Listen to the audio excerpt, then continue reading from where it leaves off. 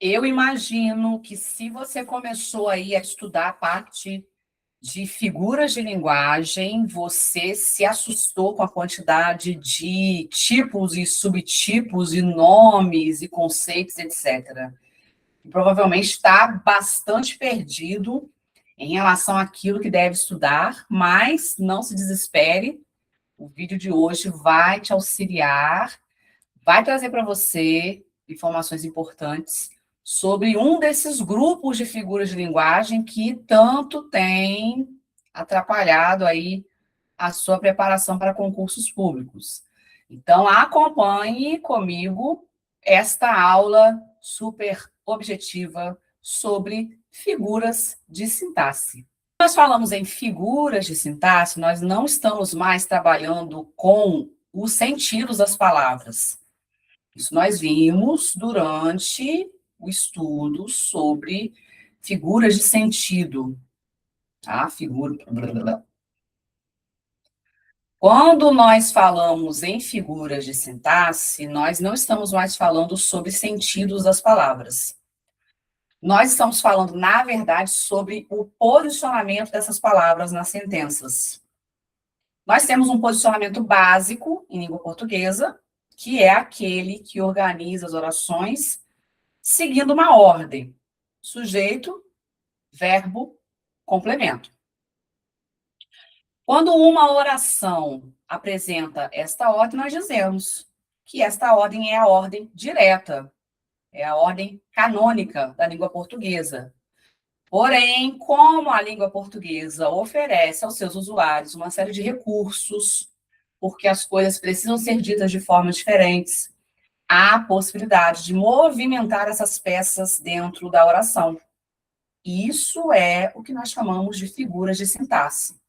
Sempre que eu movimento uma pecinha ali dentro, com o intuito de criar um efeito, tornar o texto mais fluido, uma leitura mais direta, eu estou fazendo uso de uma figura de sintaxe.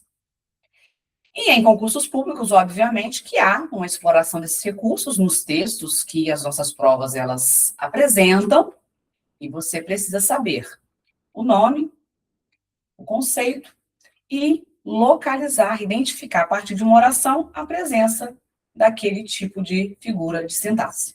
O objetivo da nossa aula de hoje é fazer com que você entenda estes conceitos, consiga memorizar os nomes e, ao analisar uma sentença, reconhecer o tipo de figura de sintaxe que foi utilizada ali. Então, venham comigo, acompanhe aqui este nosso estudo. Vamos para a nossa figura de sintaxe número 1, a elipse. A elipse nada mais é do que a omissão de elementos na sentença. Há determinados elementos que podem ser inferidos pelo contexto, certos pronomes, certos verbos. Isso faz com que a sua presença ali na sentença se torne desnecessária e eu tenha a opção de omitir este elemento. Quando isso acontece, nós estamos usando uma figura de sintaxe, porque, repare, eu estou mexendo com a estrutura da oração, eu estou omitindo um elemento, que pode ser o sujeito, pode ser um verbo, né? Desde que a identificação desse elemento seja possível a partir do contexto. Então, a elipse trabalha com esta omissão. Repare que na frase aqui, vamos passar no concurso, não é necessário que eu coloque nós vamos passar no concurso, porque a forma verbal me dá a pista do elemento sobre o qual estou me referindo. Então, esse elemento ele pode ser omitido sem prejudicar de maneira nenhuma o sentido da frase. Então, a elipse trabalha com esta omissão de elementos, que é uma omissão que é facilmente recuperável pelo contexto. Temos uma outra figura de linguagem, bastante parecida com a elipse, mas que trabalha a omissão de uma outra forma. Na zeugma, acontece a omissão de termos, porém, termos que já foram citados anteriormente. Então, muita atenção em relação a essa diferença, porque geralmente as questões vão trazer. as duas opções, elipse e zeugma, para você dizer qual das figuras sintáticas pode ser identificada em uma determinada sentença. Então, ali na sentença Pedro gosta de futebol, Maria de vôlei, subentende-se que eu estou ali fazendo uso de um verbo, omitindo um verbo que já tinha sido posto na primeira oração. Então, Pedro gosta de futebol, subentende-se que Maria gosta de vôlei, apesar de o verbo não estar explícito na segunda oração. Zeugma. Alguns alunos vieram, outros não. A forma verbal vieram foi omitida na segunda oração, porque ela já tinha sido citada antes. Ele encontrou seus amigos e contou a novidade. Quem contou a novidade? Ele. Eu identifico o sujeito na primeira oração e omito o sujeito na segunda oração. São possibilidades. Essa omissão aqui, ela foi feita com determinadas finalidades. Tornar o texto mais objetivo, mais enxuto, uma leitura mais rápida, mais fluida, e eu consigo isso a partir da omissão de determinados elementos. No hipérbato, nós trabalhamos com a inversão dos termos na oração. Lembra que nós temos uma ordem chamada ordem canônica. Sujeito mais verbo mais complemento. Porém, a língua portuguesa possibilita movimentações dentro dessa estrutura feitas a partir justamente das nossas figuras de sintaxe. Então, o hipérbato trabalha com este ordenamento. Eu inverto esta ordem. Então, quando eu pego uma sentença como nas asas do vento voam os sonhos, repare que o sujeito da nossa oração é os sonhos. Ele aparece no fechamento da nossa oração. Inverteu completamente a ordem, né?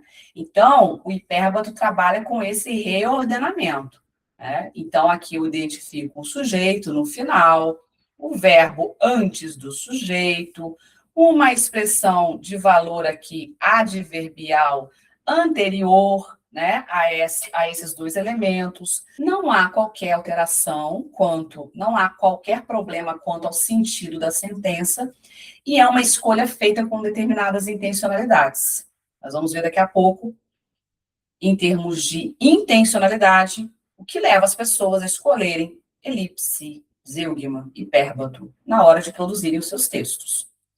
Minha terra tem palmeiras, onde canta o sabiá. Quem canta? Ou que canta? O sabiá. Sujeito invertido em relação ao verbo. Temos aqui também a localização, a identificação de um hipérbato. Uma outra figura é a anáfora. A anáfora, ela trabalha com repetição. A repetição de palavras, a repetição de estruturas, causando ali, né, a partir desta repetição, certo efeito. Observe o poema de Manuel Bandeira. Vi uma estrela tão alta, vi uma estrela tão fria, vi uma estrela luzindo na minha vida vazia. Olha, vi uma, vi uma, vi uma. Era uma estrela tão alta, era uma estrela tão fria. Era uma estrela sozinha, luzindo no fim do dia. Era uma, era uma, era uma. Anáfora. Então, tem que observar essa repetição de uma palavra ou parte de uma sentença para que eu classifique essa figura sintática como uma anáfora. Uma outra figura com um nome bastante esquisito, né, gente? Anacoluto. Muito comum na oralidade, você pode até não perceber, mas você o tempo todo usa essa figura de sintaxe. O anacoluto trabalha com a quebra da estrutura sintática. Mais uma vez, a nossa estrutura, ela deve apresentar isso aqui: sujeito, verbo, complemento. Quando eu não dou prosseguimento a essa estrutura, Quando eu insiro uma outra oração e, de certa forma, abandono ali os termos anteriores, eu estou fazendo uso do anacoluto. Como eu falei, muito típico na oralidade. Na escrita, é por vezes, considerado como vício de linguagem, se nós estivermos, né, em situações formais de comunicação, então é uma questão a ser observada. Pode ser usado com fins literários, né? Então, eu vou avaliar muito bem o texto que está sendo colocado para mim para verificar se houve ali um problema quanto, né, essa transferência de uma característica muito comum da oralidade para a escrita, que acaba sendo avaliado como um vício de linguagem, ou se trata de um recurso literário. Se for num texto do Machado de Assis, nós não teremos dúvida. Trata-se de um recurso literário, né, dado o conhecimento que esse autor tinha em relação ao uso da norma padrão. Mas nós precisamos observar muito bem o texto, a situação, para fazer essa avaliação. Repare ali, ó. Otávio era um aluno, prefiro nem comentar muito. Eu quebrei, porque era um aluno, qual a expectativa? Vai me apresentar uma característica do Otávio. Eu finalizei e inseri uma outra oração, anacoluto. O celular, não sei onde coloquei, não. Olha como a gente faz isso o tempo todo. Minha mãe, ela sempre foi muito alegre. A quebra da estrutura sintática recebe este nome, anacoluto, e se manifesta desta forma.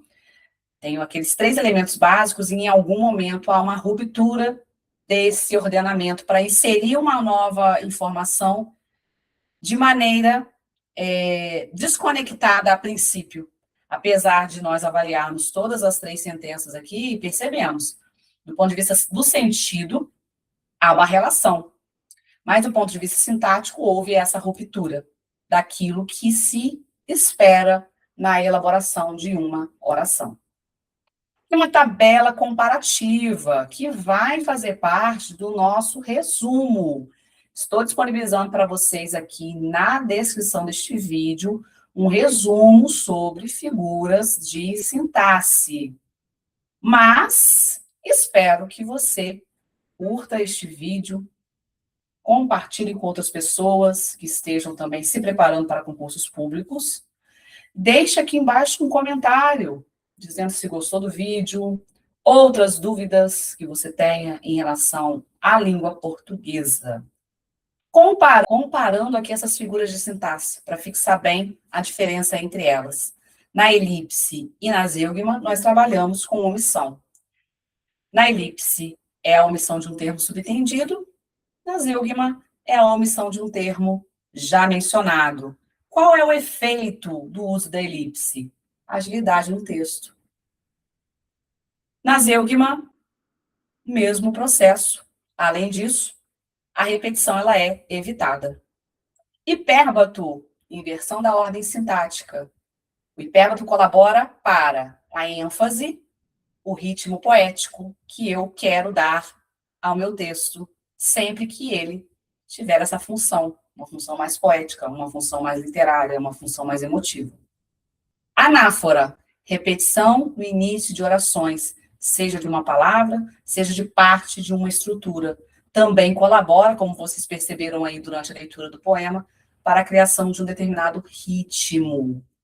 Anacoluto é a ruptura da estrutura sintática, que também colabora para a expressividade do texto e é marca de coloquialidade, de uso de uma língua mais informal. Recapitulando, elipse trabalha com a omissão de um termo subentendido, zeugma também, mais um termo já mencionado anteriormente. O hipérbato mexe com a organização dos elementos básicos da oração. A anáfora apresenta a repetição de palavras ou partes de uma sentença. No anacoluto, nós fazemos a ruptura da estrutura sintática. Como nós vimos, cada uma dessas figuras traz ali uma certa colaboração, uma construção dos textos. Vamos finalizando a nossa aula, lembrando sempre que com a estratégia certa é possível aprender português, sim. Não deixe de baixar o seu resumo que está na descrição do nosso vídeo. Até a próxima aula.